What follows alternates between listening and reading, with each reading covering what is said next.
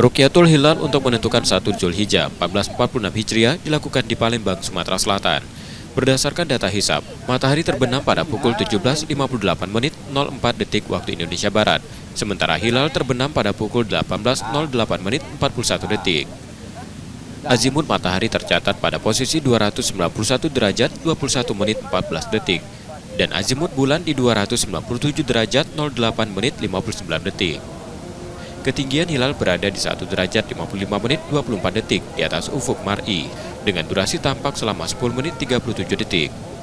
Namun hilal tidak terlihat karena letaknya sekitar 5 derajat 47 menit 44 detik di utara matahari dengan sudut elongasi 6,19 derajat.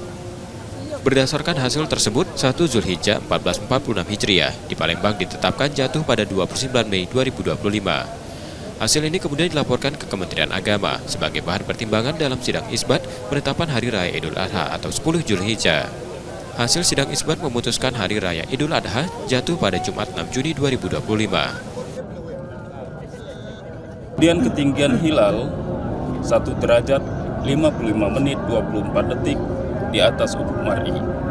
Lama hilal di atas ufuk 0 jam 10 menit 37 detik. Kemudian letak dan posisi hilal berada pada posisi 5 derajat 47 menit 44 detik di utara matahari. Sudut elongasi 6,19 derajat. Saat ini hilal tidak terlihat. Maka tanggal 1 Zulhijjah 1446 Hijriah diperkirakan jatuh pada hari Kamis tanggal 29 Mei tahun 2025.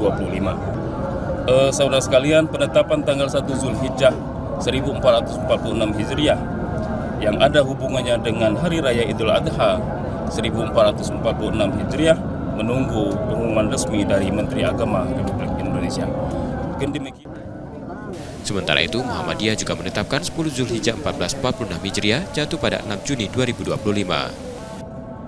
Muhammad Reza Pahlevi, Kompas TV, Palembang, Sumatera Selatan.